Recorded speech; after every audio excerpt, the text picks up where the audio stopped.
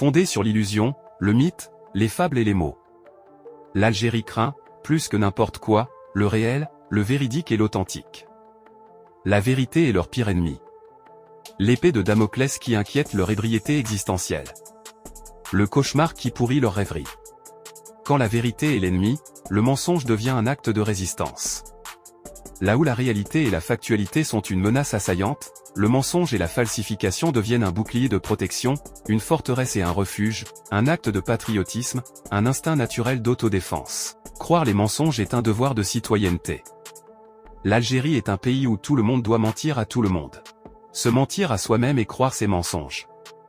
Ne pas croire est synonyme de haute trahison. C'est pourquoi on a écroué le journaliste Issam El-Kadi, qui a osé douter des chiffres de leur président Tebboune. L'incrédulité équivaut à l'apostasie, là où le mensonge est une religion. L'autotromperie est un rituel sacré. Mentir est un devoir qui incombe à chacun.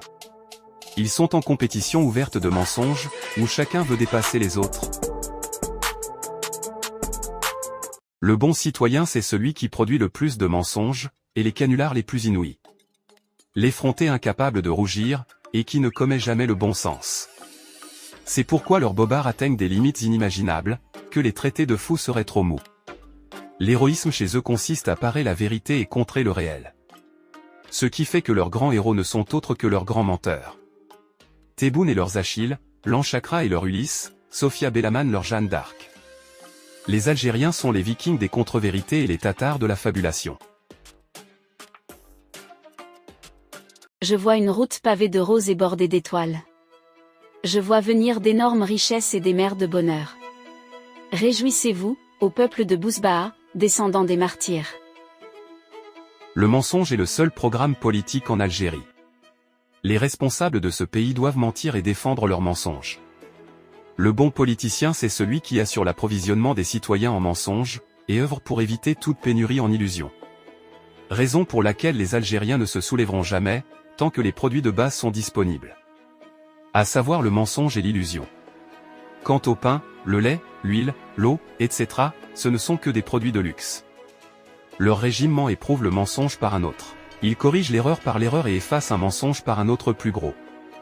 Chaque mensonge est comme une preuve de la véracité du mensonge précédent. Au mensonge du train de Tamanrasset, il sort celui de venger les 3 camionneurs.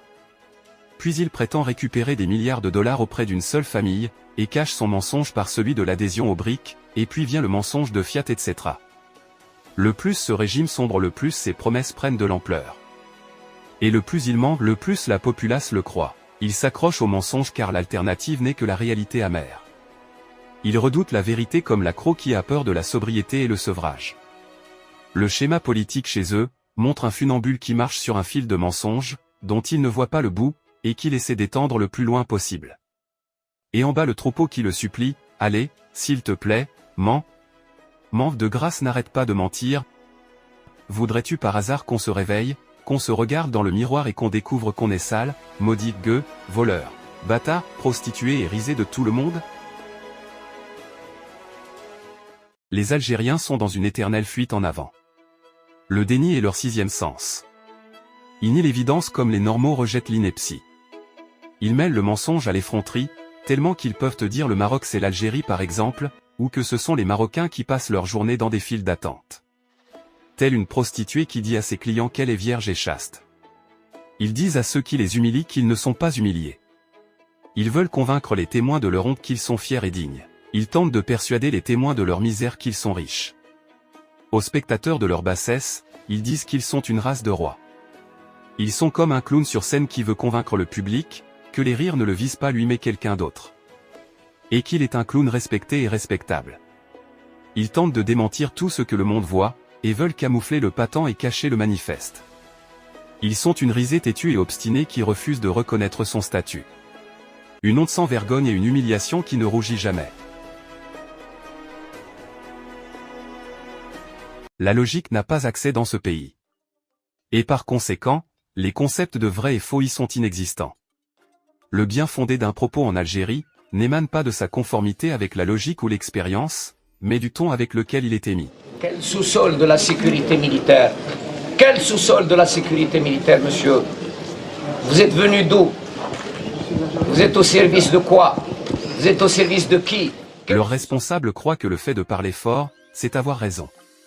Un mensonge dit à haute voix ou répété 2 fois devient une vérité.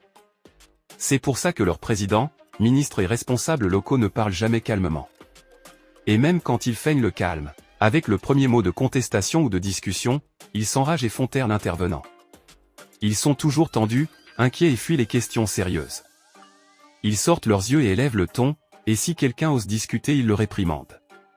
Tout l'art politique en Algérie consiste à dire des inepties fermement, et avec une totale confiance, et annoncer le faux avec un ton grave. Les responsables algériens n'ont plus rien à dire à leur populace. Il est carrément impossible qu'ils puissent en dire quoi que ce soit d'important. Ce qui leur reste c'est de dire ce qui est nul avec emphase et sévérité.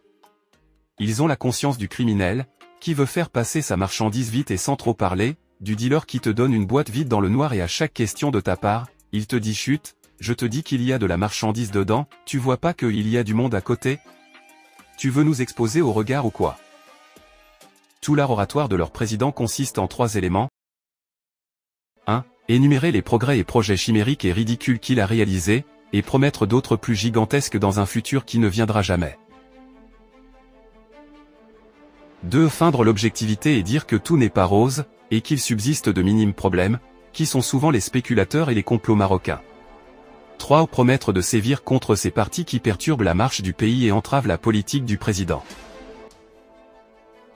Il est impossible qu'il déroge à ces 3 points, même s'il parle durant un siècle. Faire des promesses de Don Juan. Imaginer des ennemis de Don Quichotte. Promettre des mesures de Godot. Comme la politique chez eux n'est que la dissertation, alors ils se sont convenus à rédiger leur papier ainsi, c'est ça leur vraie constitution à 3 articles. Le mensonge est la constitution de l'Algérie, le président ment et le peuple lui répond par le vers de Shakespeare à sa bien-aimée. C'est parce que je sais que tu mens, que je te crois.